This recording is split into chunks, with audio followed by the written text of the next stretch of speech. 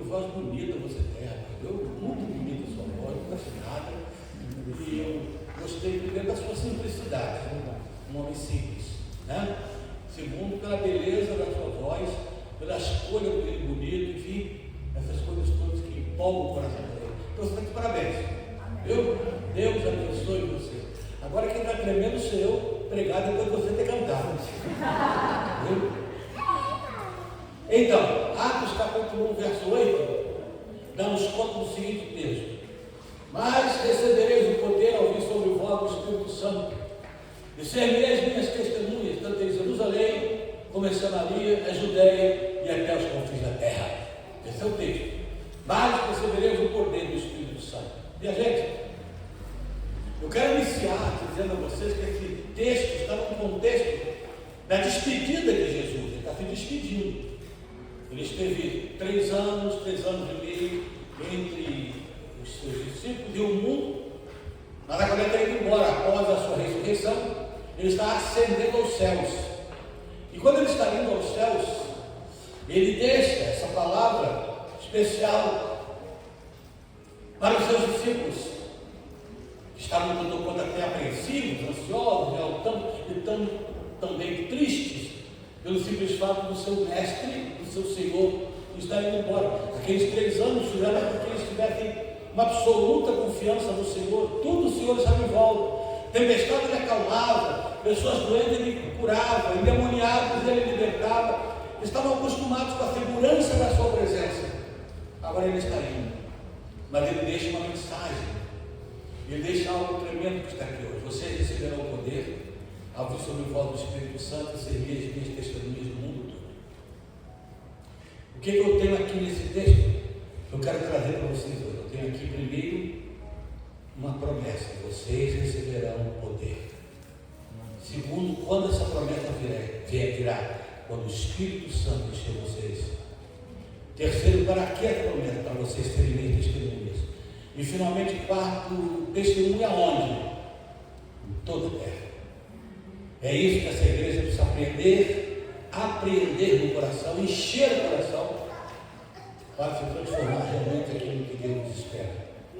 Nós estamos vivendo um momento de muita crise evangélica, né? Há um tremendo momento perigoso, de tanta falcatrua, de tanto escândalo, de tanta coisa terrível que a gente tem visto.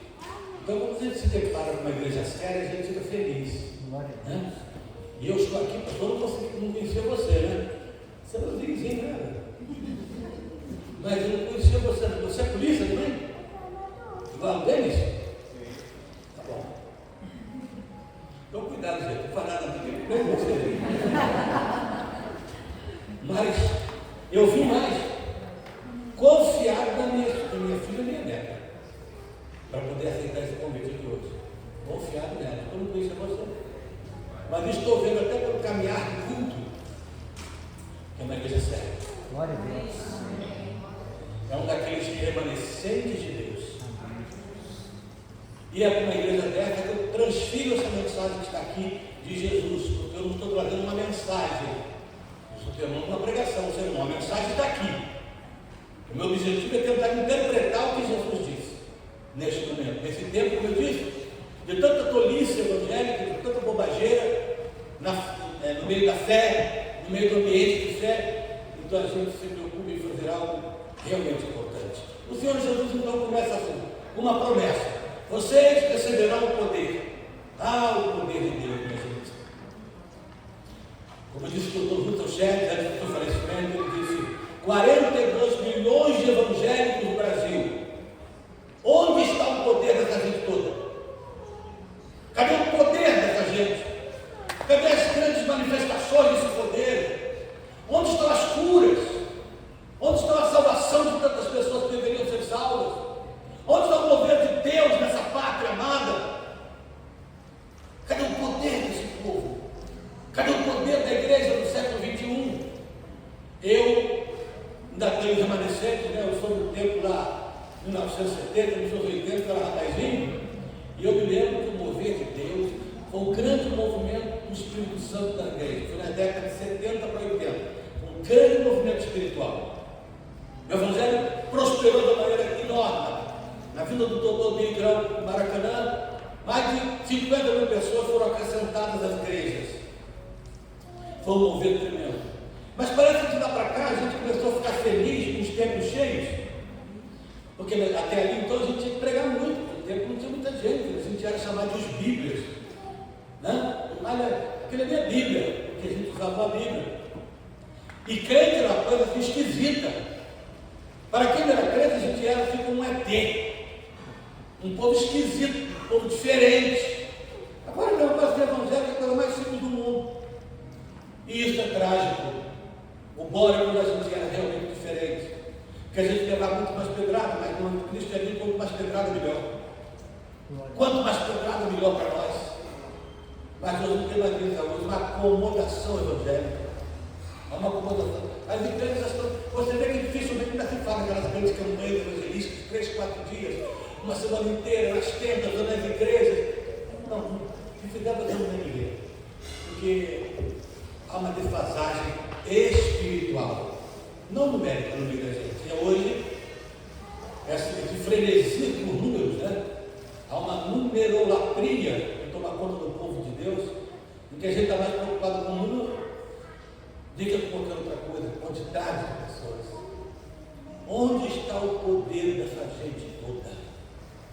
Onde está o fogo espiritual no coração dessa gente toda? Eu tive a oportunidade de conhecer e estar lá na Coreia do Norte, na Coreia do Sul. Eu tive a oportunidade de conhecer algumas igrejas da Coreia, por exemplo, a igreja presbiteriana, no centro de Seul. Ela tem 70, na época, 70 mil membros. Mas isso não é nada em relação à igreja do pastor David no Sul. Eu também tive a ocasião de visitar, naquela época tinha 700 mil membros. 700 mil membros. Mas sabe uma coisa que me impressionou?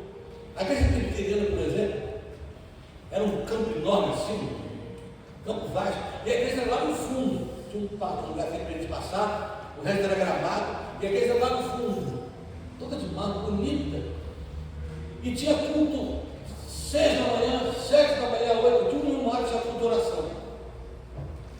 E nós fomos, quem estava comigo, ao culto de 7 da manhã. Aí nós entramos naquele campo enorme, aquela propriedade, e começamos a andar rumo ao templo. Mas, no meio do caminho, a gente começou a perceber que as pessoas começaram a correr.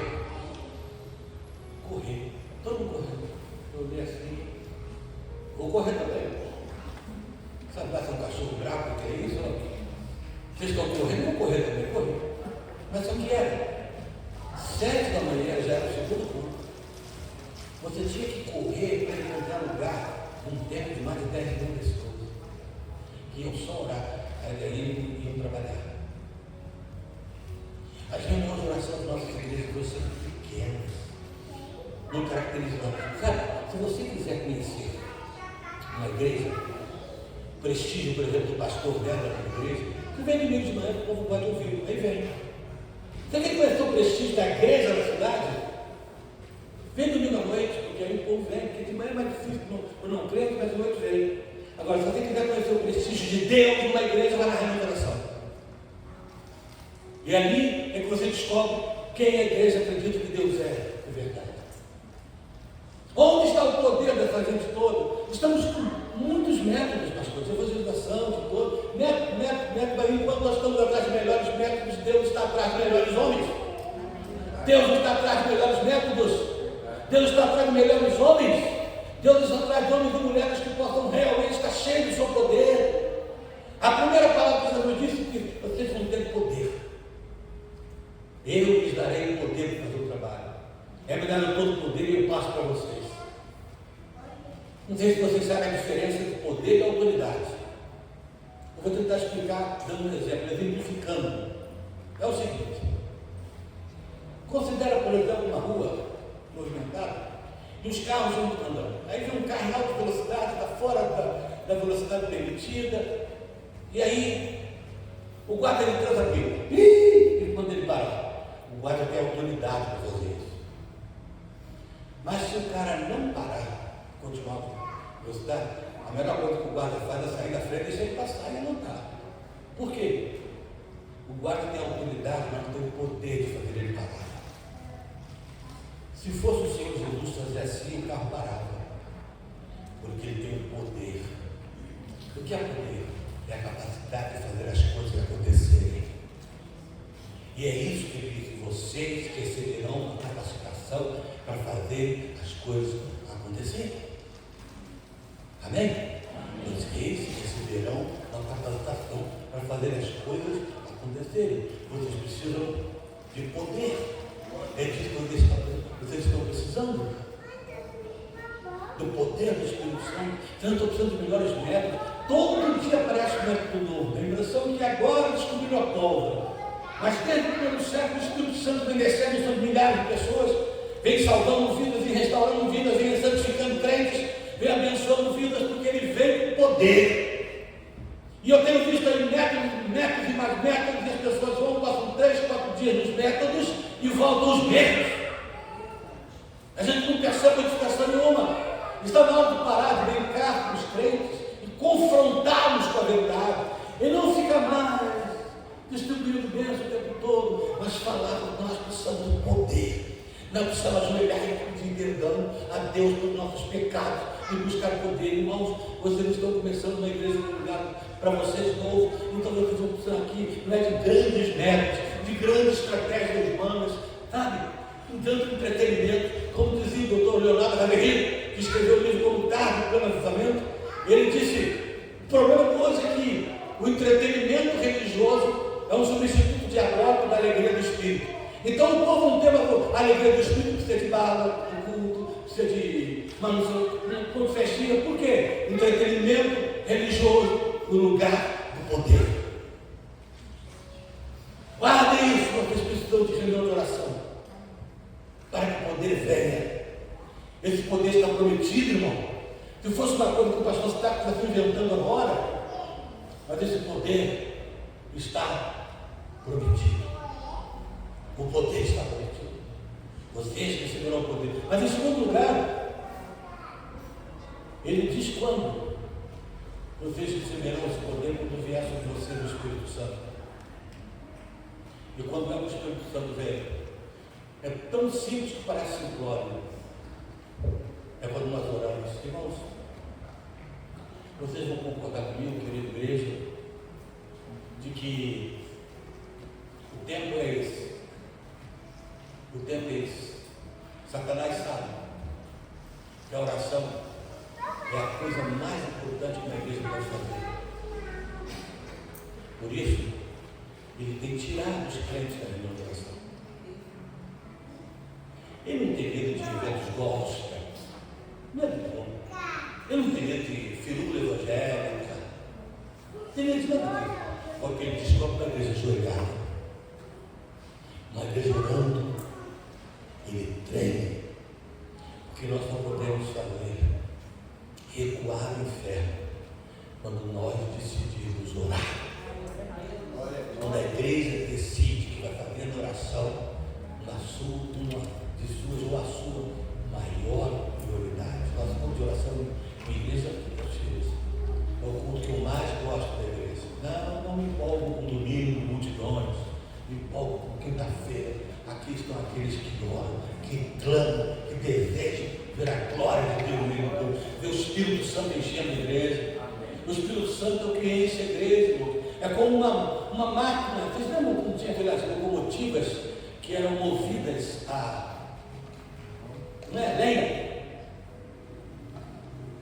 Algumas vezes aquela locomotiva parava de andar e as pessoas estavam precisando de uma máquina nova, alguns utensílios novos, mas aí alguém foi descobrindo que ela precisa de lenha. Por quê? Porque ela precisa de fogo. Nós não estamos precisando de novas técnicas, estamos precisando de fogo. Fogo do alto. No dia de Pentecostes, o que foi que aconteceu? Fogo do alto. Fogo do alto. Eles estavam reunidos, não de entretenimento, para receber o poder. Quem já foi em Jerusalém?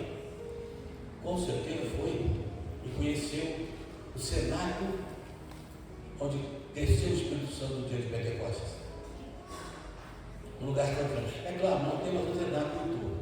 Do reto para baixo era original, de 2000 e poucos anos atrás. Mas de para cima foi reconstruído. Mas é um cenáculo, é o mesmo lugar. É a mesma coisa. Está ali. Você descobre uma coisa ali. Você descobre uma coisa muito interessante ali. Você descobre que não é um lugar grande. Cabia, olhando assim lá hoje, eu diria que cabia umas 40 pessoas. Mas 120 foram cheios.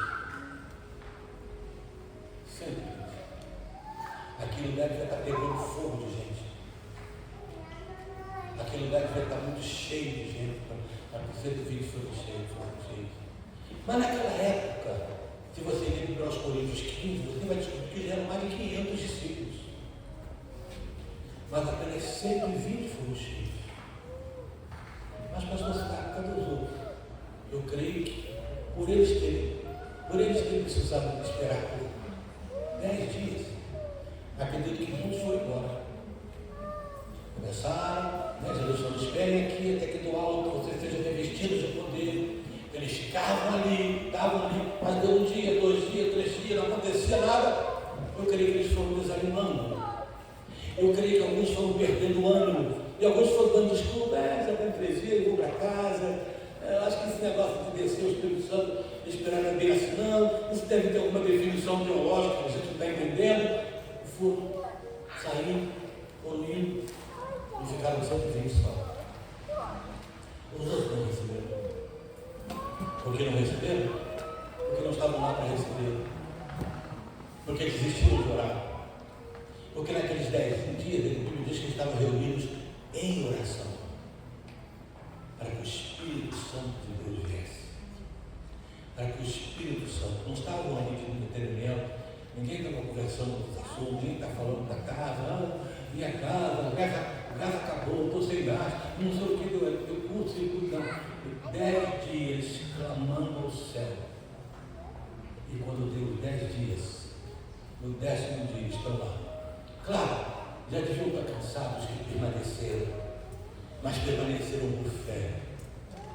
E quando eles menos esperavam, de repente, um som do céu. De repente, línguas de fogo tentando pela janela.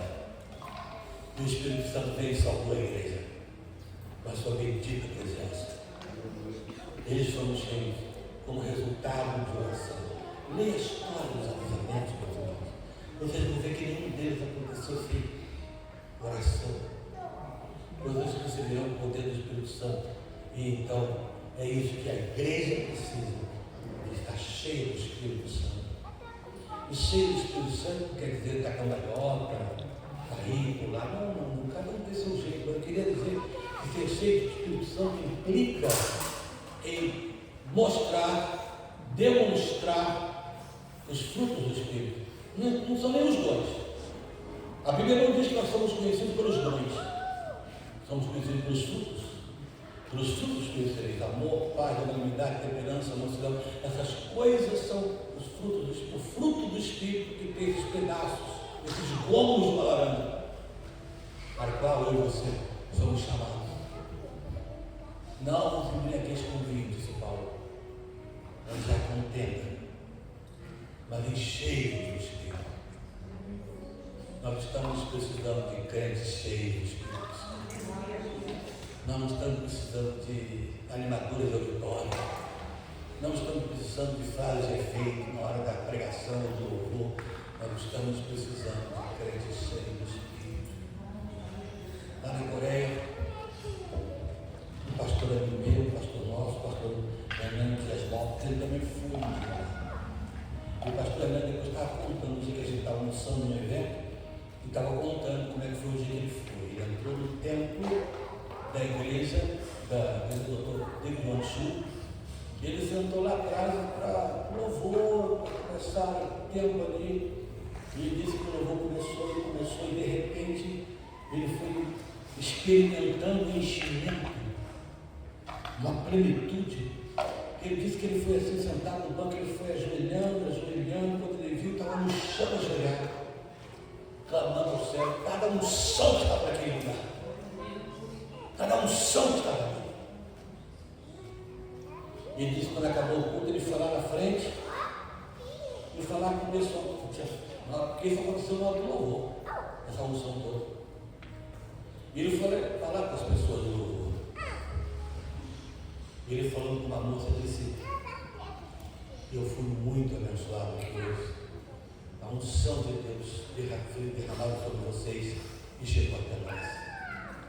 E aquela moça disse: pastor, eles lá tentando arraiar inglês na convenção, pastor, desde que soubemos coisa do nosso dia, nós estamos há 4 horas de jejum e oração. O pastor Herói está explicado. Tanta unção. Não, meu irmão. A unção não é aquele 2 minutinhos que ele se reúne aqui antes do louvor, não. A unção precisa vir de casa. A unção precisa vir do povo. Quando Paulo pregou o dia inteiro, e porque pregou o dia inteiro, o menino caiu da janela, morreu. Ele foi lá e pôs as mãos sobre o menino e ressuscitou, porque o corpo do meio estava cheio de poder. Mas por que a Bíblia estava cheia de poder?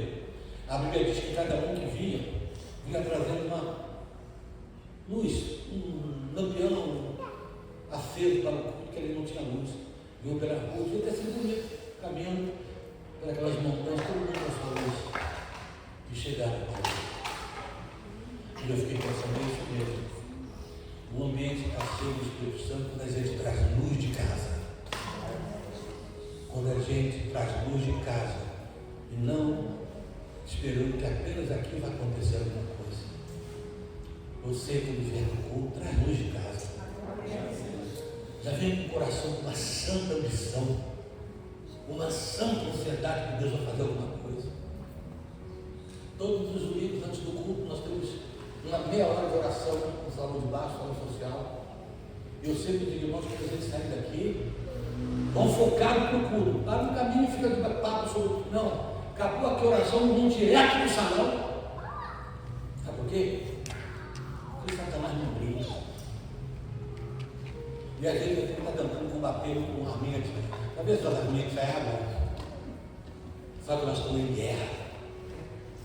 Nós estamos em guerra e cada dia que passa a guerra está aumentando. E a Bíblia diz: ouvireis de guerra, rumores de guerra. Você está vendo o mundo inteiro de guerra.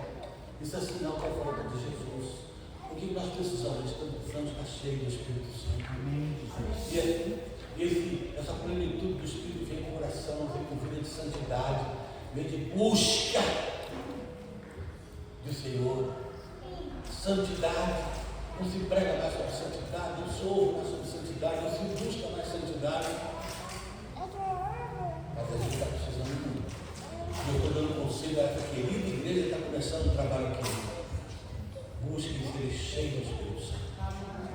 Porque como consequência disso, vocês serão santos e irrepreensíveis. Todos nós somos seres humanos e erramos e pecamos, mas olha, busquem a santidade do Senhor. A Bíblia diz: sem santidade ninguém verá a Deus. Busque. Santidade é a consequência natural de quem nasceu em Cristo. Se você nasceu, então você vai crescer. Santidade é crescimento. Conversão é nascimento. Santidade é crescimento. Vocês receberão o poder quando esse Espírito Santo estiver de fato enchendo vocês. Mas em terceiro lugar ele diz: para quê? Para que vocês sejam bem testemunhas. Vocês receberão o poder quando vier sobre vós o Espírito Santo. Para quê? Para vocês serem minhas testemunhas. É isso. Não se conforme com um tempo cheio de crentes. Nunca. Nunca fazer. Teresópolis é uma cidade muito pequenininha. Ela tem esse terrível problema. Uma pessoa está aqui na subida, pastor, testemunha de feia, ela pula para outra, que é tão pertinho. Esse muda de igreja. Então a gente fica pescando no aquário dos outros. O que é isso? Ali tem peixe pescado, então vem para cá comigo. Enquanto isso, os perdidos continuam perdidos. Eu sou do tempo que chegava comigo à noite, antes do culto, desculpa atrapalhar aqueles do culto, mas olha, sabe uma coisa? Eu consegui trazer meu marido hoje. Ora por ele. E eu espero que o Senhor seja usado por Deus. Daqui a pouco vinha outro. E quando a gente via que há 30, 40 pessoas não crentes no culto de domingo à noite.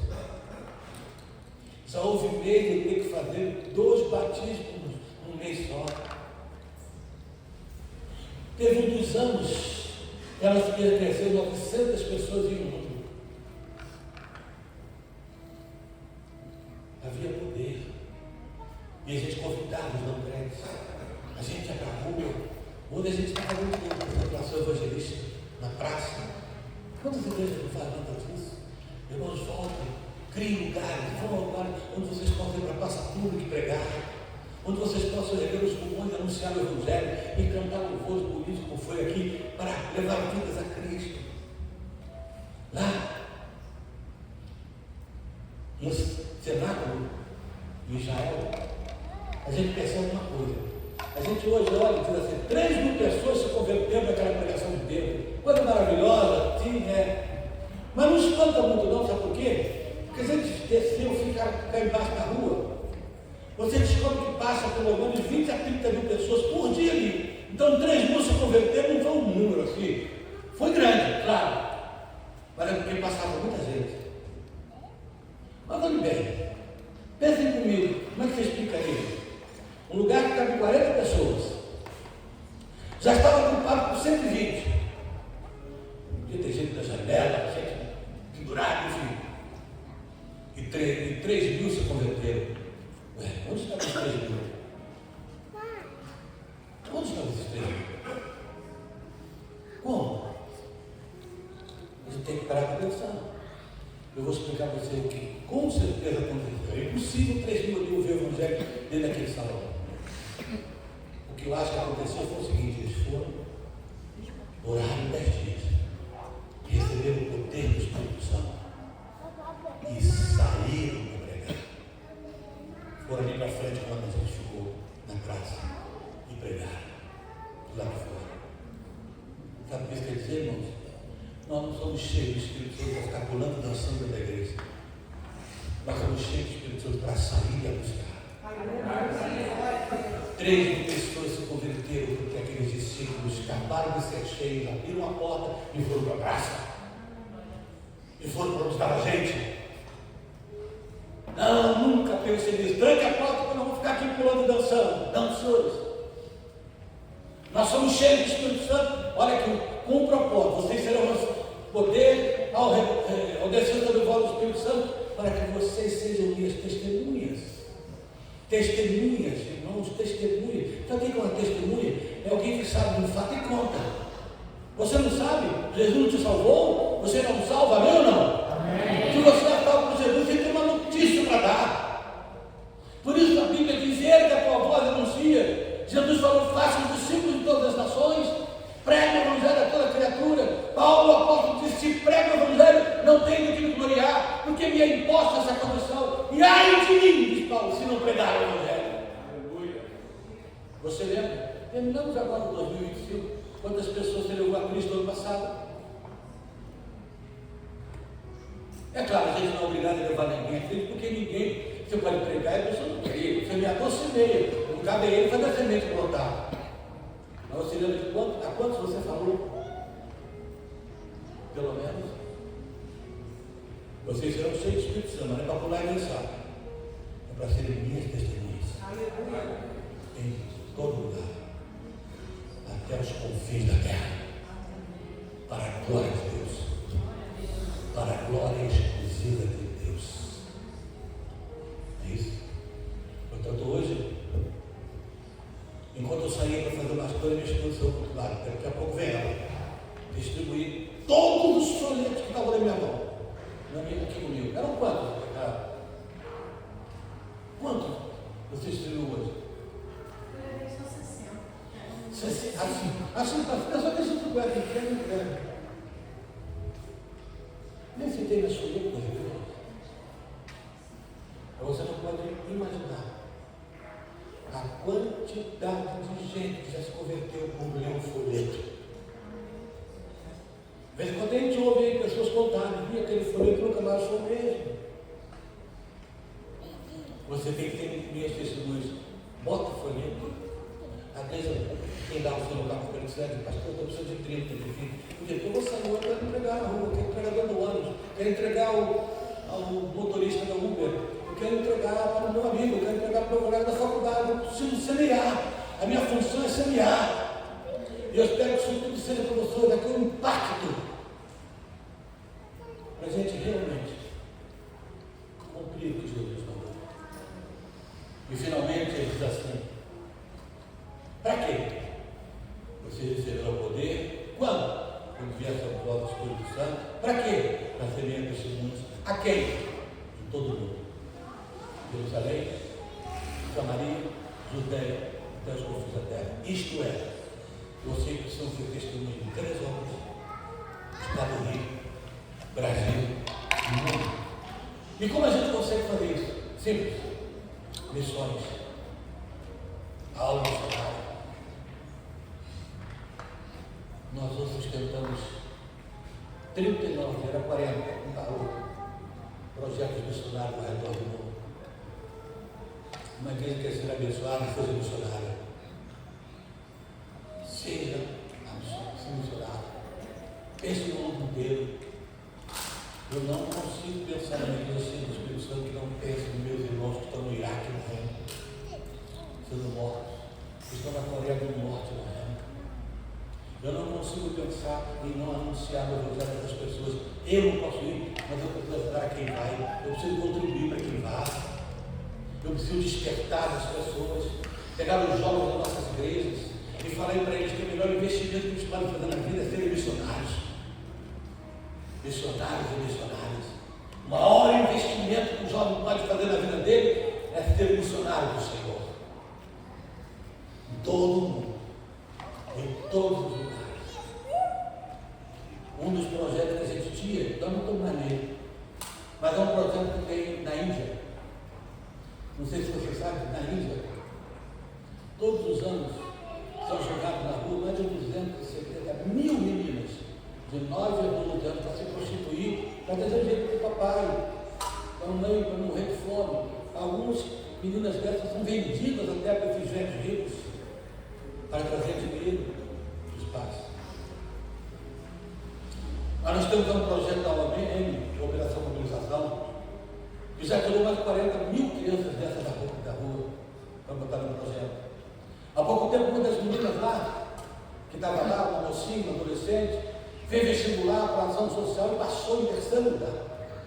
Uma menina dessa foi recuperada. O jornalista foi entrevistado e disse para ela: e agora, com o futuro que tem pela frente, todo mundo está falando de você por aí, você vai pensar em que agora? Trabalhar em algum lugar, pensando em algum grande lugar? Não. Eu vou continuar aqui no centro de recuperação, ajudando outros com Deus. É isso que eu quero da minha vida, disse ela. Gastar a minha vida aqui. Você sabe,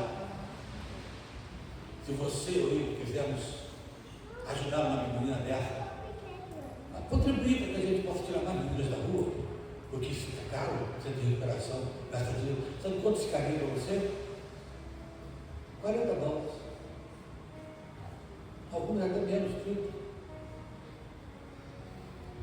Aí quando eu vejo a gente colocar campanha evangélica, cobra 10 mil, 15 mil, 20 mil, nossa igreja não fala, não tem mais interesse nisso. Nunca tem interesse nisso. Os caras vão lá, cantam meia hora, querem camarote, comida especial, e levam todo esse dinheiro para cantar e ficar ali, naquela papagaiada toda no altar deles. E aí eu pergunto: onde é que nós nos perdemos na caminhada? Onde é que nós nos perdemos para que não dê valor aos nossos que louvam? Vai buscar essa gente.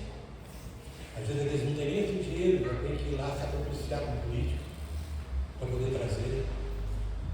Aí eu volto a perguntar: onde é que nós erramos? Onde é que nos perdemos na caminhada cristã? De repente, parece que saímos do caminho.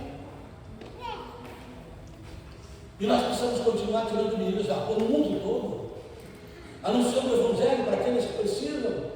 Enquanto eu estou pregando aqui, tem gente países. Eu sei que a gente não pode, como uma igreja, salvar o mundo inteiro, mas olha, o Senhor sabe o quanto Ele pode fazer por você só, com a sua igreja. Por isso que eu espero e oro, uma honra que tive de estar aqui hoje. Primeiro, que vocês busquem esse poder, receberem esse poder, que foi prometido, então está aí. Segundo, eu espero que vocês queiram para ser cheios desse poder, é que vocês sejam cheios do Espírito Santo. Em terceiro lugar, que vocês entendam que ser cheio do Espírito Santo não é ficar pulando e dançando, é para ser testemunha. E em quarto lugar, que vocês entendam que tem que ter uma igreja missionária. Nós não temos tanto recurso financeiro, pastor. Deus não mede a sua fé. Deus pesa a sua fé. É o peso que ela tem. Se for R$1, é o que você pode dar missões. Aquela viúva deu 2 moedas e o Senhor Jesus disse que ela deu mais do que aquele rico todo.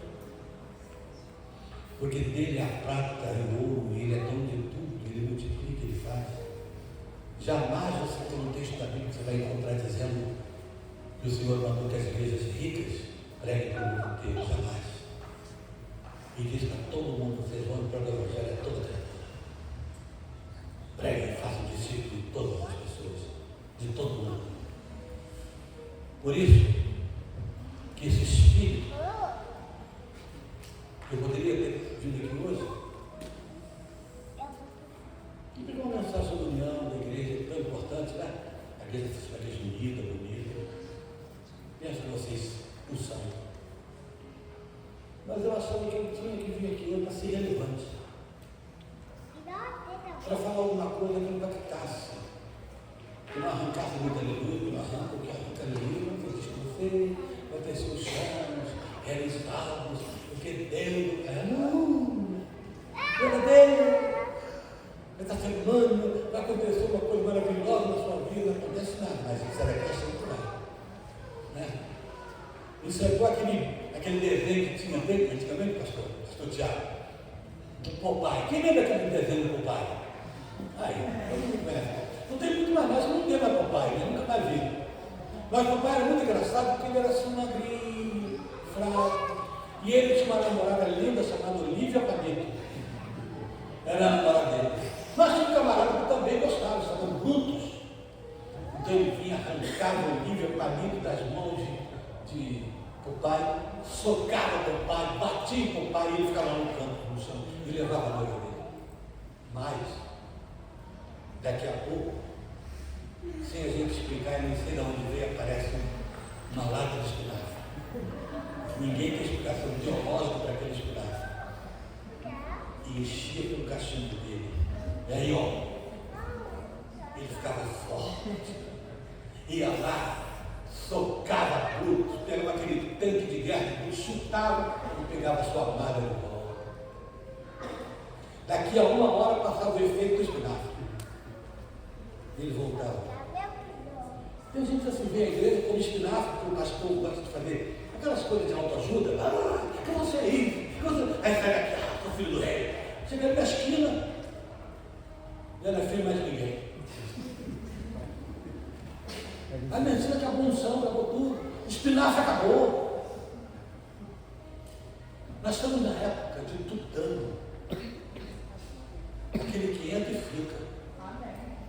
Aquilo que entra e fica, amém, irmão? Aquilo tem que chegar para ficar, para amadurecer o povo de Deus. O Senhor Jesus escreve na igreja de Éfeso, diz: eu gosto muito de vocês estão firmes na doutrina, vocês estão firmes, vocês trabalham para mim, mas uma coisa tem contra vocês, eles perderam o primeiro amor. Isto é, Jesus não é mais o primeiro. Portanto, hoje, irmãos, que a graça de Deus que trouxe vocês para cá, está um trabalho muito bonito. Eu tenho certeza que Deus vai usar vocês todos para fazer. E hoje, independente de ter vindo aqui a convite do pastor, através da minha neta, filha, eu estou compreendendo que estou diante de uma igreja abençoada. Amém. E abençoadora. Amém. somente um instrumento. Não é nas ondas do mundo, não. Aqui é uma igreja. O apóstolo Paulo escreveu a Coríntios, ele diz assim: eu temo que assim como a serpente enganou a Eva, não engane vocês, e vocês percam a simplicidade que é a Cristo. A igreja está precisando voltar a ser simples. Simples, o que é ser simples? É o que nós estamos precisando no tempo que se chama hoje. Paulo disse: meu Deus, é que vocês percam a simplicidade que é a Cristo. Gente, não é coisa mais simples que o Evangelho. Uma vez perguntando ao nosso professor Reinaldo Puri, já falecido, que usei teologia no seminário, tudo que ele falava, ele ficava assim, bem. Aí falaram, um dia nós perguntamos, se eu pudesse definir o Evangelho com poucas palavras, ele dizia assim, bem, o Evangelho pode ser definido assim: Deus estava em Cristo reconciliando o mundo consigo. O resto é comentário. Deus estava em Cristo reconciliando o mundo consigo. O resto é comentário disso. Porque se passava aí, é de procedência maligna. Que hoje à noite eu tenho dado a minha contribuição para essa jovem igreja. Jovem, quantos anos essa igreja? Começou em 2000, ela é uma menina, está na placenta da vida ainda. E jovem também é pessoas, né? Quantos jovens tem igreja? Toda gente jovem. Muito bem. Essa jovem igreja tem um futuro abençoado. Eu pastorei a mesma igreja há 39 anos. Imagina. A igreja fez agora em fevereiro 79 anos. O ano que vem ela faz 80. E eu 40. Está na hora de parar, né? Chega. Está na hora de dar um tempo. Vou fazer 40 agora, sabe? Do ministério. A Deus, toda honra, toda glória. Eu agradeço muito a Deus estar com vocês aqui. Por vocês estarem me ouvindo, respeitosamente, abençoadoramente. Deus te abençoe o pastor Tiago, jovem pastor Tiago, sua jovem família, seu ministério, sua liderança. Deus abençoe os membros, nos faça prosperar. Amém. Tenho certeza que o seu cajado vai florescer. Já está florescendo e vai prosseguir. Aqui vocês contaram, ainda é lugar. Ainda é lugar. Mas que Deus continue conduzindo pela mão a vida de vocês. Seja uma igreja que busque o poder através do Espírito Santo para serem testemunhas e espalhar o Evangelho pelo mundo, até que volte o Senhor em toda a sua glória, como prometido está. Amém? Amém. Senhor meu Deus, quanta alegria compartilhar a palavra com os irmãos. Quanto carinho foi recebido e tentei transmitir aquilo que realmente tem a relevância para esse momento na história dessa jovem igreja. Continue abençoando-a. Agora, nessa nova instalação, ou nessas novas instalações, que a tua mão cubra esse lugar, que tu cubras esse lugar com o sangue de Jesus e faça prosperar a obra de suas mãos. Eu abençoo e confesso pelo pastor Tiago, eu confesso por mim mesmo. A bênção, o favor, que não percamos a simplicidade que há em Cristo. Simplicidade essa porque é abandonada aqui em igrejas vaidosas, presunçosas, de espetáculos e que não reúnem condições para ser cheia do Espírito Santo. Faz aqui esses amados irmãos prosperarem na tua presença. Amém. Prosperidade do céu. Eu os abençoo e eu louvo o teu nome por essa inauguração desse lugar tão bonito. Em nome de Jesus, para a glória de Jesus, eu me despeço. Amém. E amém.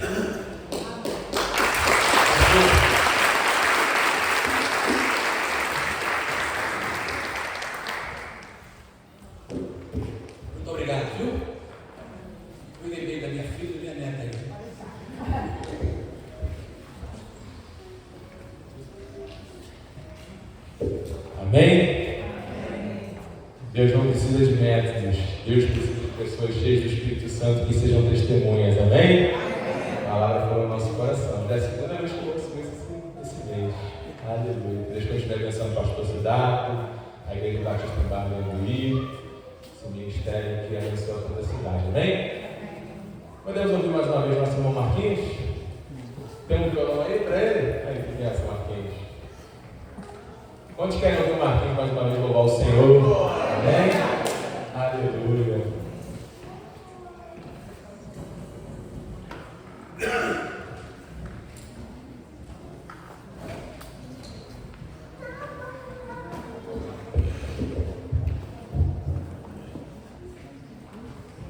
Tributo toda a honra, toda a glória do Senhor Jesus. Eu estava com o pensamento no louvor, para se tiver uma outra oportunidade, eu tenho um louvor. Mas quando o dia de Deus fala, nós temos que acatar e ficar sensível que o Espírito Santo está querendo dizer para nós nessa noite.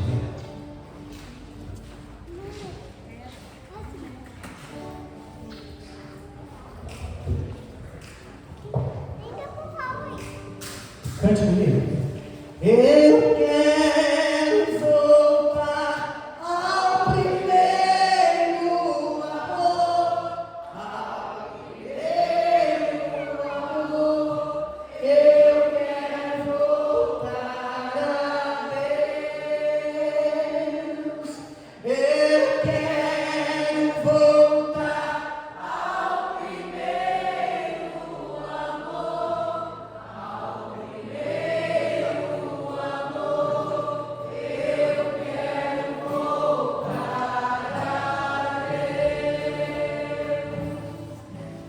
Quero voltar ao início de tudo, encontrar-me contigo, Senhor. Quero rever meus conceitos e valores. Eu quero reconstruir.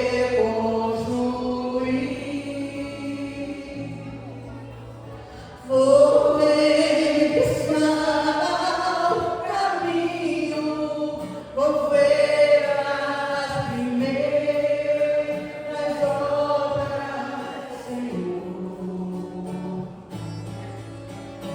Eu me arrependo, Senhor, me arrependo, Senhor, me arrependo, Senhor.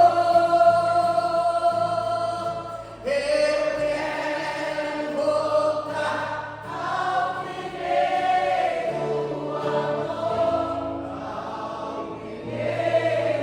ao primeiro amor. Eu quero voltar.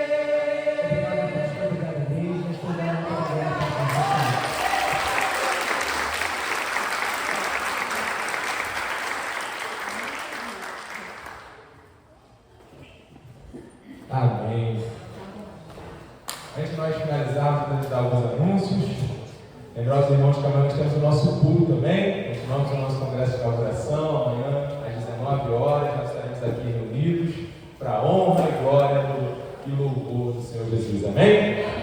Quarta-feira nós temos o nosso culto de oração, como o pastor Cidade falou aqui, o culto mais importante de uma igreja. E o mais vazio, infelizmente, né, irmãos? Mas quarta-feira é culto de oração. Uma igreja saudável é uma igreja que ora. Então, quarta-feira nós temos o nosso culto de oração, tá bom? Às 19h30. E para finalizar, quero chamar aqui o nosso pastor José Antônio para estar fazendo essa oração final. Amém, pastor? Vamos orar. Irmãos, e nós finalizamos, nós estamos ali um jantar, né, simples, mas todo o coração que nós vamos oferecer aos irmãos, não vai embora sem participar desse momento de comunhão, abençoado, e depois nós temos também um bolinho. Agradecer mais uma vez a presença dos amigos que nos prestigiaram nessa data especial, amém? Chamar também nosso ministério de louvor para preparar o louvor final para a gente terminar esse momento celebrando ao Senhor, amém? Pastor José Antônio. Graça e paz, amados, amém? Vamos ficar sobre os pés. Feche seus olhos. Vamos à frente. Vamos orar. Soberano Deus, muito obrigado, Senhor, por estarmos aqui diante de Ti. Para te adorar, Senhor, exaltar o Teu nome, porque Tu és digno, Senhor, de toda a honra, de toda a glória, de todo o louvor. Deus, que Tu possa, Senhor, abençoar cada família, que de forma nenhuma, Senhor, venhamos perder o foco, nossa identidade como igreja.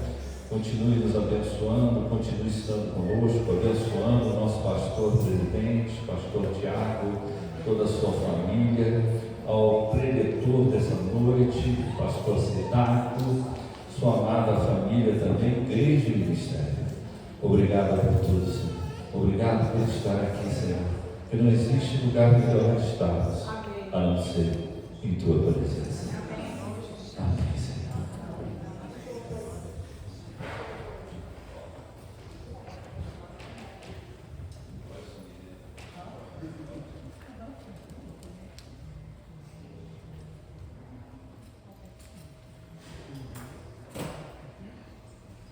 Quantos adoradores tem aí? Amém? Você é adorador? Aleluia. Glória a Deus. Deus abençoe a igreja, sua nova instalação. Eu creio que tudo tem um propósito, né, de Deus. Nós vimos para esse lugar. Foi muita luta, né, provações, dificuldades que nós tivemos durante toda a semana.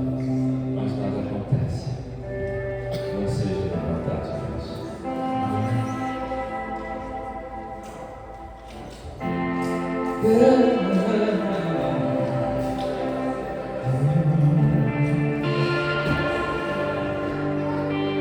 Ao único que é digno de receber